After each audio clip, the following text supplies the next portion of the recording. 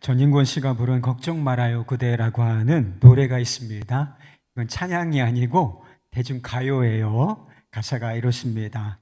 그대여 아무 걱정 말아요. 우리 함께 노래합시다. 그대 아픈 기억들 모두 그대여. 그대의 가슴 깊이 묻어버리고 지나간 것은 지나간 대로 그런 의미가 있죠. 떠난 이에게 노래하세요. 후회 없이 사랑했노라 말해요. 그대는 너무 힘든 일이 많았죠. 새로움을 잃어버렸죠. 그대 힘든 얘기들 모두 꺼내요. 그대 탄수로 훌훌 털어버리고 지나간 것은 지나간 대로 의미가 있죠. 우리 다 함께 노래합시다. 후회 없이 꿈을 꾸었다 말해요. 지나간 것은 지나간 대로 그런 의미가 있죠. 2021년 한 해가 여러분에게는 어떠셨습니까? 우리가 새로운 한 해를 시작할 시작점에 있는데 이렇게 가벼운 출발을 발목을 붙잡는 것이 있어요. 그것이 바로 과거 지향적인 생각인 것입니다. 우리의 생각이 과거에 묶여 있는 거예요. 특별히 부정적인 것, 힘들었던 일, 또 마음에 특별히 상처가 되었던 일들, 여기에 묶여 있으면 새로운 출발이 어려워지게 되는 것이고 과거가 미래를 지배하게 되어 있는 것입니다. 이 노래 가사대로 지나간 것은 지나간 대로 다 그런 의미가 있다고 생각하시고 훌훌 털어버리시기를 바랍니다. 하나님의 은혜 아래에 있는 사람들에게 의미 없는 일이 뭐가 있겠습니까? 모든 일이 합력하여 선을 이루겠다 하신 말씀이 있지 않습니까? 이 말씀에 의지하여 지나간 것은 지나간 대로 벗어버리시고 새로운 한 해를 시작할 준비를 하시기를 바랍니다. 본문 말씀은 모세를 대신하여서 새롭게 이스라엘의 지도자가 된 여호수아에게 주신 말씀입니다. 광야 생활 40년을 지나왔어요. 한 해도 광야에서 사는 것이 얼마나 어렵겠습니까? 그런데 무려 40년을 광야를 살아낸 것입니다. 그리고 하나님께서 약속하신 땅, 젖과 꿀이 흐르는 땅을 딱 목전에 두고 있는 그런 상황 속에서 주어진 말씀인 것입니다. 얼마나 기대가 되는 그런 상황이었겠습니까? 하나님께서는 새로운 시대를 눈앞에 두고 있는 여호수아 그리고 이스라엘 백성들에게 크게 보면 두 가지 말씀을 주셨습니다. 이게 다 우리에게 주시는 말씀이라고 여겨도 틀리지 않는 말씀인 것인데 첫째는 강하고 담대하라고 하는 말씀인 것입니다. 9절 말씀입니다. 내가 내게 명령한 것이 아니냐? 강하고 담대하라. 두려워하지 말며 놀라지 말라. 내가 어디로 가든지 내 하나님 여호와가 너와 함께 하느니라 하시니라. 이 말씀을 쭉 살펴보면 특이한 점 한 가지가 있는데 강하고 담대하라 이 말씀을 한 번 하신 것이 아니라 3번씩이나 반복하고 아주 강조하시면서 극히 오직 이런 말씀을 덧붙여 가시면서 강하고 담대하라 이렇게 말씀하셨다는 것입니다. 6절에 강하고 담대하라, 7절에 오직 극히 강하고 담대하여, 9절에 강하고 담대하라, 두려워하지 말며 놀라지 말라. 여호수아의 삶의 전적이 있지 않습니까? 삶의 전적을 보면 여호수아는 비교적 담대한 믿음의 사람이었습니다. 약 40년 전에 가나안 땅을 앞에 두었던 적이 있어요. 그런데 다시 이제 뒤로 돌아서 40년 광야 생활을 하게 된 원인이 되었던 사건이 하나가 있었는데 40일 동안 약속의 땅을 탐지하고서 백성들에게 보고를 하는 장면이 있죠. 그래 대부분의 정탐꾼들이 부정적인 보고를 내놓았습니다. 그 땅은 정말 아름다운 땅은 맞습니다. 그러나 그 땅의 성읍은 강하고 그 땅의 주민들은 강하여서 도무지 우리는 들어갈 수 없습니다. 지금 들어갔다는 다 죽을 것입니다. 이런 보고를 내놓았죠. 그러나 여호수아는 갈렙과 함께 부정적 긍정적인 보고를 내놓았습니다. 그 땅에 사는 주민들은 우리의 먹이, 우리의 밥이니 걱정하지 말고 들어갑시다. 승리는 우리의 것입니다. 라고 보고했던 사람인 것입니다. 뿐만 아니라 그는 크고 작은 전쟁을 지휘하면서 군대 장관 역할을 했는데 승리의 경험을 가진 노련한 장관이었습니다. 그런데 왜 하나님께서는 이런 사람에게 두려워하지 말라라고 하는 말씀을 반복하시고 구현하고 계신 것일까요? 그것은 실제로 여호수아의 마음속에 두려움이 존재하고 있다는 사실을 주님께서 알고 계셨기 때문인 것입니다. 얼마 전까지는 모세라고 하는 탁월한 지도자가 함께 있었어요. 하나님을 대면하고 하나님의 음성을 직접 듣는 모세. 이 모세가 있었단 말이에요. 그러나 지금은 모세가 죽고 홀로 남겨진 상황이 아니겠습니까? 예전에는 여호수아가 수종자로서 모세의 지도력에 따르면 되는 것이었습니다. 지금은 모세가 죽고 대신 자신이 모세의 역할을 해야 하는 지도자 입장에 서게 된 것입니다. 그리고 그에게는 엄청난 무게의 과제가 주어진 상황이었어요. 약속의 땅에 들어간다는 기대도 있었지만 그 땅은 거저 들어갈 수 있는 땅이 아니라 전쟁을 통해서 정복해야 하는 그런 땅이었습니다. 내가 이 백성들을 잘 이끌어 갈 수 있을까? 이스라엘 백성들이 어떤 사람들이에요? 노예 근성으로 쩌든 사람들, 늘 불신앙의 뿌리가 깊었던 사람들이 아니겠습니까? 이 백성들을 내가 잘 이끌 수 있을까? 전쟁에서 승리하여 하나님께서 허락하신 이 땅을 정복하고 얻어낼 수 있을까? 하나님께서 여호수아의 마음속에서 일어나고 있는 이런 두려움을 발견한 것이 아닌가 싶습니다. 한 해를 시작하는 이 시점에서 여러분의 마음은 어떠십니까? 우리의 마음에는, 우리의 삶에는 항상 두려워할 만한 요소가, 염려할 만한 요소가 있는 것이 사실이지요. 한 해를 돌아보면 그 전에 삶은 무엇이 물론이고 한 해 한 해 이렇게 돌아보면 우리의 삶이 항상 쉬웠던 적은 없었던 것 같습니다. 올해도 힘든 일이 있을까요? 제가 힘든 일이 있으라고 비는 건 아니에요. 그렇지만 우리의 삶을 항상 돌아다 보면 힘든 일이 있었고 또 앞으로도 있을 것이라 얼마든지 예상할 수는 있는 것이지요. 그러나 우리를 향한 하나님의 뜻은 무엇인가? 두려워하지 말라. 강하고 담대하라. 뒤로 물러서지 말고 앞으로 전진하라. 이것이 우리를 향한 하나님의 뜻인 것입니다. 두려움이라고 하는 것은 심리적인 문제일 뿐만이 아니라 영적인 문제이기도 합니다. 이 두려움의 배후에서 역사하는 영이 있다는 거예요. 악한 영, 어둠의 영인 것입니다. 만약에 권투 선수가 링에 올라서 시합을 하려고 하는데 상대편 선수를 보고서 마음에 두려움에 사로잡혔다고 한번 생각해 보세요. 그 경기 해보나 마나 끝난 거예요. 결과는 패배일 것이 뻔하지 않습니까? 우리 마음 안에 두려움과 염려, 이것이 우리 마음을 지배하고 있다면 올 한 해는 살아보나 마나 실패예요. 어떻게든 살겠지만 삶의 질은 내용을 따져보면 잘 살았다, 그렇게 말할 수가 없는 상황이 된다는 것입니다. 새해를 전망할 때마다 세상에서는 늘 부정적인 그 10명의 정탐꾼들처럼 부정적인 보고를, 전망을 내놓습니다. 내년 경기 상황 어려울 것이다. 여러분 이런 전망을 자주 들어보셨죠? 저는 거의 한 번도 내년 경기 좋을 것입니다. 우리의 상황이 아주 좋을 것입니다. 이런 전망은 거의 들어본 역사가 없어요. 맨날 어려울 거래.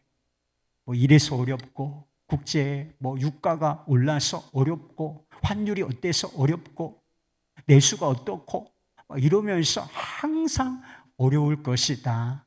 그런 전망을 내놓는 것을 보았습니다. 근데 신기한 게 있다는 사실을 여러분 아십니까? 항상 전망이 부정적이고 어두웠는데 우리의 삶은 계속해서 이렇게 이어져 왔다는 사실. 여러분 이게 신기한 일이 아니겠습니까? 그리고 선진국 대열에 우리가 끼어 있다는 거예요. 놀랍지 않습니까 정말? 하나님께서 우리의 생명을 거두어 가시지 않는다면 우리는 올 한 해를 어떻게든 살아낼 것입니다. 중요한 게 있어요. 살아낸다는 사실 그 자체도 중요할 수 있지만 그보다 더 중요한 것은 어떻게 살아내느냐, 삶의 질이 어떠할 것이냐, 이게 더 중요한 문제다. 염려와 두려움으로 살얼음판 걷는 것처럼 살 것이냐, 아니면 담대함으로 감사함으로 하나님 주신 한 해를 살아낼 것이냐, 이것이 문제로다. 그렇다면 어떻게 우리가 두려워하지 않고 담대하게 하나님께서 주신 삶을 살아낼 수 있겠습니까? 걱정 말아요 그대. 지나간 것은 지나간 대로. 그런 의미가 있죠. 걱정 맙시다 여러분. 네, 걱정 맙시다. 걱정하지 말아야지. 이렇게 우리가 결심하고 노래를 부른다고 해서 걱정이 안 되는 것입니까? 두려움이 사라지는 것인가요? 그렇지가 않아요. 하나님께서는 여호수아에게 어떤 상황 속에서도 담대할 수 있는 분명한 근거를 말씀해 주셨다. 5절 말씀입니다. 내가 모세와 함께 있었던 것 같이 너와 함께 있을 것이니라. 내가 너를 떠나지 아니하며 버리지 아니하리니. 9절 말씀, 강하고 담대하라. 두려워하지 말며 놀라지 말라. 내가 어디로 가든지 네 하나님 여호와가 너와 함께 하느니라 하시니라. 하나님께서 여호수아에게 강하고 담대하라고 말씀하신 이유가 아주 명확하다는 거예요. 전능하신 하나님 자신이 이 여호수아와 함께 하실 것이기 때문이라고 하는 것입니다. 여러분 하나님이 어떠신 분이시지요? 우리 하나님은 모든 것을 아시고 모든 것을 하실 수 있는 전능하신 분이십니다. 그리고 무엇보다 자기 백성을 지극히 사랑하시는 분 아니시겠습니까? 그런 하나님께서 함께 주시겠다. 내가 어디로 가든지 너와 함께 할 것이다. 이렇게 약속해 주셨다면 된 거 아니겠습니까? 된 거 아니겠어요? 하나님께서 언제나 함께 하신다는 약속은 여호수아에게 주신 약속뿐이 아닌 것입니다. 그리스도 안에 있는 모든 사람에게 주신 약속인 것입니다. 여러분 우리 주 예수 그리스도의 십자가가 보여주는 것이 무엇인지 여러분 아십니까? 우리가 연약하고 실패하고 어떤 처지, 어떤 상황 속에 놓인다 할지라도 하나님은 우리를 떠나지 아니하시며 우리를 버리지 아니하신다 라고 하는 사실을 보여주는 것입니다. 인격과 삶으로 보여주시는 것이죠. 여러분 저 같으면 여러분 다 버렸어요. 버릴지도 몰라. 저는 아마 그럴 거예요. 여러분 우리가 우리의 실력을 알잖아요. 우리가 하나님 앞에서 어떻게 살았는지. 형편없을 때가 있지 않습니까? 불신앙적이고 믿음이 그렇게 없어. 형편없는 삶의 모습들. 그럼에도 불구하고 우리를 버리지 아니하신다. 우리를 영원히 떠나지 아니하실 것이다. 이걸 보여주는 것이 우리 주님의 십자가라 하는 것입니다. 우리가 믿을 때 약속의 말씀이 있는데 성령을 선물로 주시리라 하고 말씀하셨지요. 여러분 예수 그리스도를 믿으십니까? 구주와 주와 왕으로 예수 그리스도를 마음속에 모셔드리셨습니까? 그러면 성령께서 우리 안에 와 계신다. 여러분 이게 진리예요. 성령의 임재가 무엇을 의미하는 것입니까? 우리 안에 오셔서 영원히 떠나지 아니하시며 우리와 함께 하시고 우리의 삶을 인도해 주신다라고 하는 사실을 의미하는 것입니다. 하나님께서 함께 하신다는 것은 모든 그리스도인들에게 주어진 은혜의 약속입니다. 근데 우리 편에서 필요한 게 있어요. 하나님의 약속이 주어졌고 하나님은 반드시 그렇게 하실 것인데 우리 편에서도 필요한 게 있으니 이 약속의 말씀을 믿음으로 붙잡는 것입니다. 여러분, 남자가 지갑에 돈이 있어야 어디를 가도 꿀리지 않는다. 지갑에 돈이 있어야 가오가 있는 것이지. 이런 이야기를 들어보신 적이 있습니까? 저는 그런 이야기 몇 번 들은 적이 있습니다. 돈에서 위신과 담대함이 나온다고 생각하는 것이죠. 그러나 그리스도인들의 담대함은 어디서 나오는 것인가? 주님께서 모든 순간, 모든 상황 속에서 나와 함께 하신다. 이것이 우리 마음속에서 믿음이 되고 실제가 되어질 때 그 믿음에서 뭐가 나오냐? 담대함이 나온다는 것입니다. 여러분, 어려운 상황은 현실입니다. 현실이라고 하는 것은 항상 무게가 있고 또 특별히 어려운 것일 수도 있지요. 그러나 우리가 그리스도인이라면 잊지 말아야 할 진리가 있는 것입니다. 하나님의 함께하심, 하나님의 임재도 현실이라고 하는 사실인 것입니다. 우리의 삶이 어떤 열매를 맺을 것인가, 어떤 삶의 질을 우리가 나타내 보일 것인가, 결과를 가져올 것인가, 이것은 무엇에 달려있는가, 우리가 무엇을 주목하고 붙잡을 것인가, 여기에 달려있는 것입니다.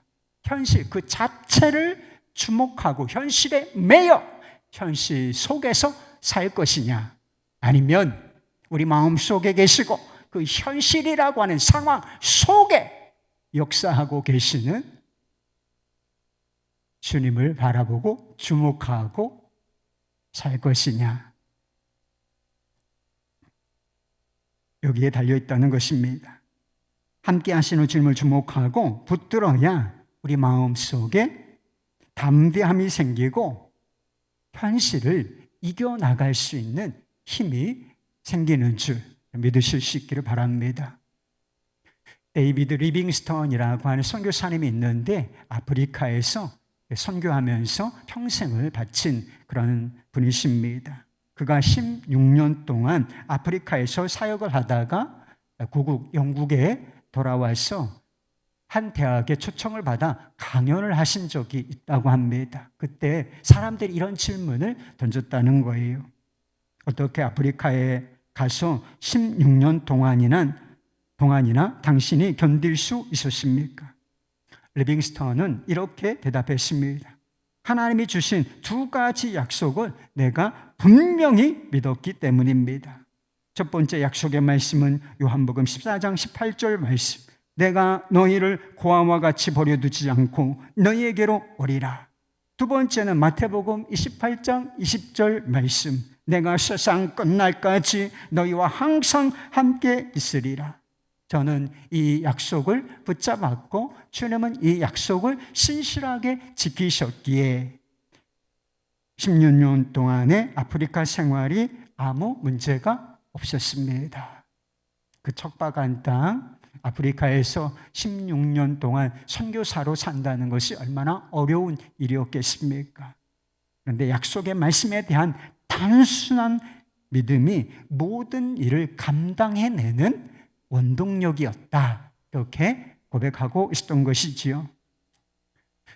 달리기 경주를 하는 사람들이 출발선상에서 가장 먼저 해야 하는 일이 뭔지 아십니까? 그것은 신발끈을 단단히 동여매는 것입니다. 하나님께서 나와 함께 하신다. 여러분, 이 믿음의 끈을 단단히 동여매시기를 바랍니다. 그럼 지식적으로 알 수 있지만 그게 여러분의 믿음이 되어야 하는 것입니다. 그 믿음의 끈을 단단히 동여매고 있을 때 내가 세상을 두려워하지 않냐, 어떤 상황이나 사람을 두려워하지 아니하고 담대히 한 해를 살아낼 준비가 된 것입니다. 새로운 시대를 목전에 둔 여호수아에게 하나님께서 두 번째로 주신 말씀이 있습니다. 7절, 8절 말씀인데요. 오직 강하고 극히 담대하여 나의 종 모세가 내게 명령한 그 율법을 다 지켜 행하고 우로나 좌로나 치우치지 말라. 그리하면 어디로 가든지 형통하리니 이 율법책을 내 입에서 떠나지 말게 하며 주야로 그것을 묵상하여 그 안에 기록된 대로 다 지켜 행하라. 그리하면 내 길이 평탄하게 될 것이며 내가 형통하리라. 첫 번째 주신 말씀이 믿음 안에 서라는 거예요. 내가 너와 함께 할 것이니 이 믿음 안에 설 것이라 하는 말씀이셨고, 두 번째 주신 말씀은 무엇입니까? 말씀 안에 서라고 하시는 말씀이었습니다. 여호수아와 이스라엘 백성들은 정복 전쟁을 눈앞에 두고 있었습니다. 이것은 육신으로 하며 칼로 하는, 창으로 하는 전쟁이었죠. 그러나 이 전쟁의 승부는 어디에서 난다는 것인가? 첫째 믿음이고 또 하나 말씀에서 이 전쟁의 승패가 갈라질 것이다 라고 말씀하시는 것이나 다름이 없습니다. 하나님께서 여호수아에게 말씀을 대하는 두 가지 태도에 대해서 말씀하셨음을 봅니다. 하나는 하나님의 말씀을 읽고 주야로 묵상하라고 하는 것이었습니다. 여러분, 하나님의 말씀을 사랑하시고 그 말씀을 읽고 묵상하는 삶을 계속해 오시고 계십니까? 올 한 해도 그럴 작정이신가요? 그래야 한다는 거예요. 더치 슈츠가 쓴 소망이라고 하는 책에 이런 이야기가 나옵니다. 좀 오래된 이야기인데요. 1965년 미국의 플로리다 주에 한 가정이 있었는데 그 가정의 제일 어른이 되는 고즈 부인이라는 할머니께서 새벽 2시쯤에 가족들을 다 이렇게 잠에서 깨우고 불러 모았다는 것입니다. 그러더니 빈 콜라병과 코르크 그리고 메모지를 준비해 오라 이렇게 했다는 것입니다. 사람들에게 하나님의 말씀을 전하라, 이런 하나님의 음성이 들렸다. 내게 그런 사명을 주셨어. 이러면서 가족들을 깨워서 필요한 것들을 준비해 오라 이렇게 주문을 했다는 것입니다. 며느리는 메모지를 준비하고 나머지 가족들은 흩어져서 콜라병을 모아오기 시작했습니다. 할머니는 메모지에 성경 구절을 써서 콜라병에 넣게 하고 코르크로 막았는데 밤새 작업을 해서 한 200개 넘는 그런 콜라병, 메시지가 들어있는 콜라병을 준비했다는 것입니다. 날이 밝았어요. 해변에 가서 그 콜라병 200개를 바다에 띄워 보냈습니다. 그 후 놀랍게도 하나님의 말씀, 성경 말씀을 들려주셔서 감사합니다. 이런 편지가 매해마다 왔다는 것입니다. 하나님, 할머니께서 연로하셔서 어느 순간 돌아가셨는데 그 다음 달에도 이런 편지가 왔다는 것입니다. 편지의 주인공은 오하이오에 사는 한 부인이었다라고 하는 것입니다. 사연이 있었어요. 남편이 농장에서 일을 하는데 트랙터 전복 사고로 그만 죽고 말았다는 것입니다. 남편이 없는 상태에서 아이가 11명이나 되었다고 해요. 연약한 여자가 이 11명의 아이들을 먹여 살리기 위해서 애쓰고 노력했지만 먹을 것이 없는 상황까지 몰려가고 말아서 더 이상 살 소망이 없다. 이래서 죽음을 결정했다라고 하는 것입니다. 그래서 강에 가서 빠져 죽을 생각을 했는데 겨울이어서 이 강이 얼어 있었다는 거예요. 그래서 얼음을 깼는데 그 순간에 폭하고서 병 하나가 튀어올랐다는 것입니다. 그래서 그 병을 보니까 속에 무슨 종이가 들어있더래요. 그래서 그 마개를 열고 그 메모지를 꺼내서 읽어보았습니다. 거기에는 이런 말씀이 써 있었어요. 전도서 9장 4절 말씀, 모든 산자들 중에 들어있는 자에게는 누구나 소망이 있음은 산 개가 죽은 사자보다 낫기 때문이라. 그래서 이 말씀을 보고서 이게 자신에게 지금 하나님께서 주시는 말씀이라 생각하고 살라는 뜻이잖아요. 그래서 죽을 생각을 접고 이제 살아보겠다고 집으로 돌아갔다는 것입니다. 그리고 자식들과 어떻게든지 기도하며 하나님의 말씀대로 살아보려고 하니 기도해달라, 이런 편지를 보냈다는 것입니다. 여러분, 우리는 소망이 필요한 존재들이죠. 소망이 어디 있어요, 여러분? 소망이 어디 있을까요? 하나님의 말씀 속에 있는 것입니다. 사람들이 왜 못 사는지 여러분 아세요? 못 살겠다. 돈 없어서 못 사는 게 아니고, 속속에는 누가 있어서 못 사는 거 아니고, 진짜 못 사는 이유는 뭐냐? 우리 마음속에 하나님의 말씀이 없기 때문에, 말씀의 부재 때문에 살지를 못하는 것입니다. 사람이 어떤 존재인지를 여러분 명확하게 아셔야 되는데, 사람은 하나님의 말씀으로 창조된 존재이고, 이 말씀이 생명이기 때문에 그 말씀이 머리에 들어오고 마음속에 들어와야 비로소 삶다운 삶을 살 수 있는 존재인 거예요. 한 해를 잘 살고 싶은 마음이 있으신가요? 올 한 해를 잘 살아봐야 되겠다, 이런 마음 좀 가져보세요. 대충 살겠다 이렇게 마시고 올 한 해를 잘 살아보겠다 한번 결심해 보시기를 바랍니다. 그런데 그때 우리가 놓치지 말아야 할 것, 하나님의 말씀을 가까이 하고 그 말씀을 읽고 묵상하는 이 삶도 함께 결단을 해야 된다는 것입니다. 그것이 삶을 습관으로 잘 녹아있는 사람은 괜찮아요. 그렇게 하시면 됩니다. 그런 게 부족했던 분들은 반드시 주의 말씀을 읽고 묵상하고 그 말씀을 머리와 마음에 담겠다고 결단을 해보시기를 바랍니다. 하나님의 말씀이 여러분의 생각과 마음을 주장하게 해보시라고 하는 것입니다. 우리가 말씀을 대할 때 하나님께서 요구하신 두 번째 태도가 있습니다. 7절과 8절 말씀에 보면 지켜 행하라, 이런 말씀이 나오는 것을 보지 않습니까? 하나님의 말씀을 읽고 묵상하는 것 소중한 거예요. 필요한 것입니다. 그러나 거기서 그치는 것이 아니라 그 읽고 묵상한 말씀, 마음에 담은 그 말씀을 삶으로 살아내라, 이렇게 말씀하시는 것이지요. 그러면 길이 평탄하게 될 것이고 내가 형통하게 될 것이다 라고 말씀을 하신 것입니다. 여러분도 올 한 해 길이 평탄하고 형통하기를 바라시지요?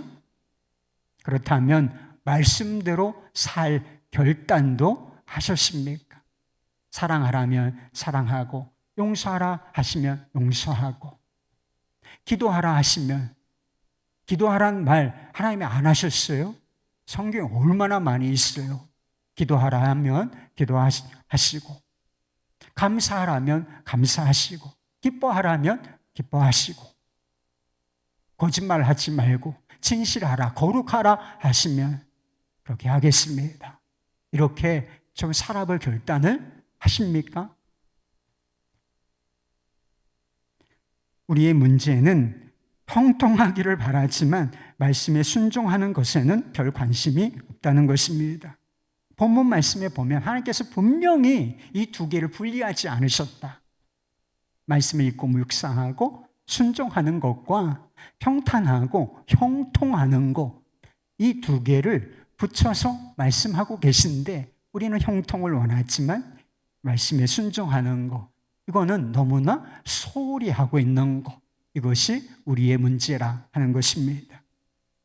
그럼 뭐가 잘 되는 거예요? 사업이 잘 되면 다 잘 되는 것입니까? 직장에서 이렇게 좀 진급이 잘 되면 다 잘 되는 거예요? 그것도 잘 되는 거죠.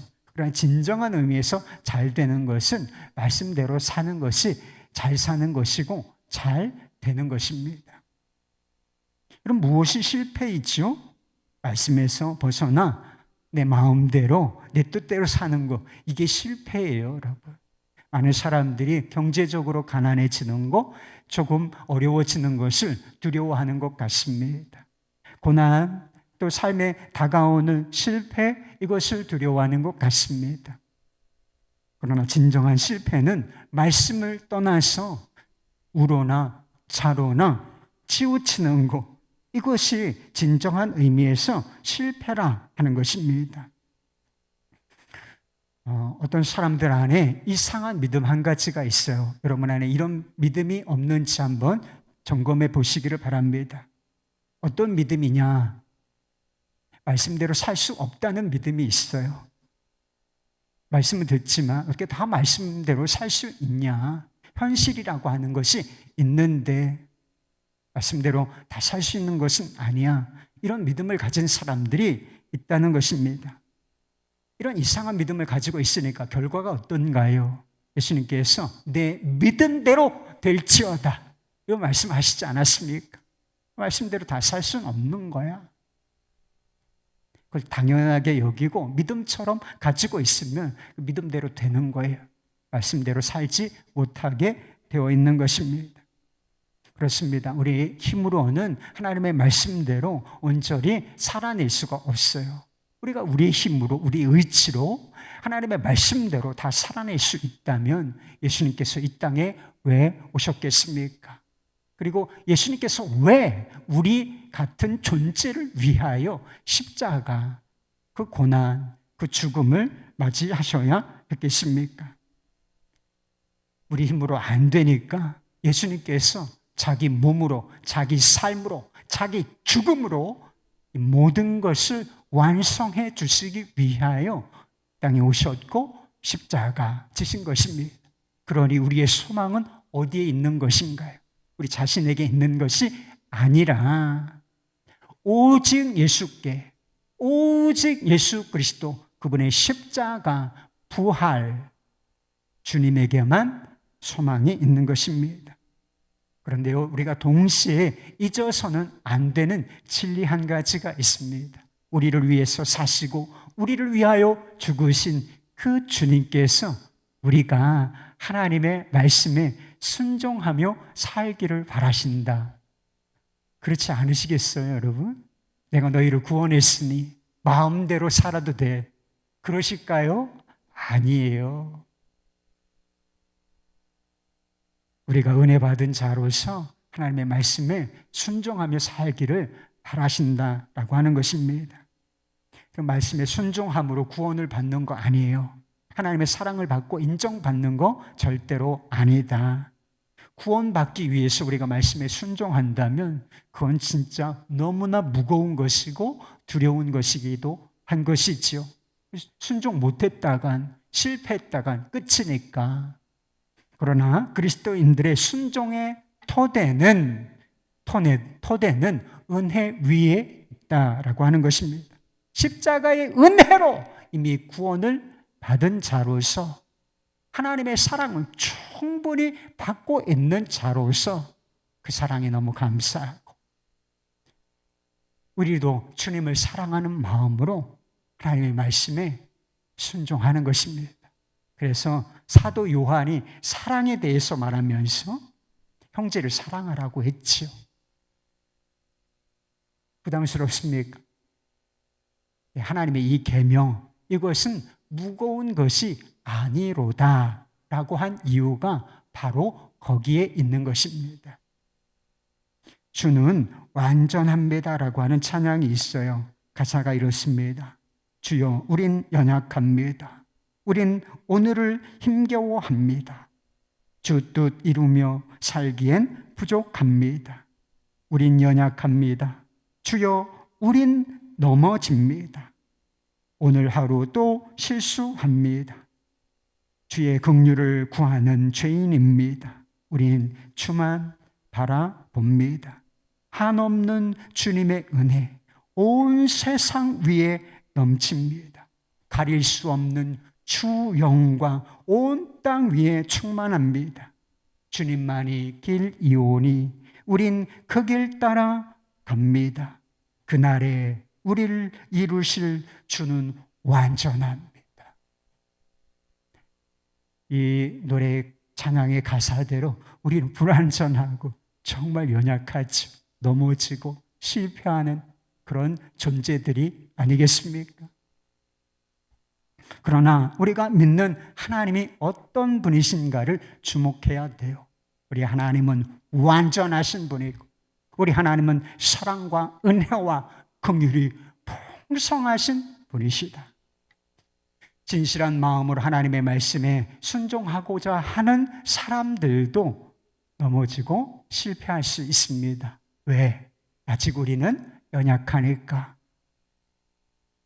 그러나 우리가 넘어짐과 실패의 자리에서 주님을 바라볼 때 주님께서 우리를 어떤 마음으로, 어떤 시선으로 바라보실까? 사랑과 긍휼의 눈으로 바라보아 주실 것이다 라고 하는 것입니다. 다시 한번 일어나 순종을 계속할 수 있는 용기를 주실 것이다 라고 하는 것입니다. 하나님과 그분의 말씀을 따르겠다는 우리의 결단이 결국 열매를 맺을 수 있을까? 될까요? 여러분, 됩니다. 그것이 분명히 우리의 삶에 열매가 맺어지게 될 것인데, 그 이유가 무엇이겠습니까? 우리에게는 완전하신 하나님의 은혜가 있기 때문인 것입니다. 우리 안에 누가 계시는가? 연약한 자죠. 연약한 자를 붙들어 일으켜 세우시고 도우신 성령께서 내주하시기 때문이라고 하는 것입니다. 우리에게 필요한 것은 실패하지 않는 게 아니에요. 실패하게 돼 있어요. 우리에게 요구되는 것은 실패하지 않는 것이 아니라 순종의 걸음을 멈추지 않는 것, 이게 필요한 것입니다. 사랑하는 여러분, 하나님께서 우리와 함께 하십니다. 우리가 어떤 상황 속에 있든지, 그리고 우리가 어느 길로 가든지 주님께서는 우리와 함께 해 주실 것입니다. 올 한 해를 함께 해 주실 뿐만 아니라 세상이 다 없애는 그날까지, 세상 끝날까지 우리와 함께 해 주실 것입니다. 그러니 두려워하지 말고 담대하시기를 바랍니다. 우리가 혹 넘어지고 실패한다 할지라도 주님은 우리를 다시 일으켜 세우실 것입니다. 그러니 두려워하지 말고 주님과 주의 말씀에 따르겠다고 결단하시고 그렇게 살아내 보시기를 바랍니다. 하나님께서 은혜로 허락하신 이 2022년 새해, 올 한 해를 믿음과 순종으로 정말 잘, 내용까지 잘 살아내실 수 있기를 우리 주 예수 그리스도의 이름으로 축복합니다.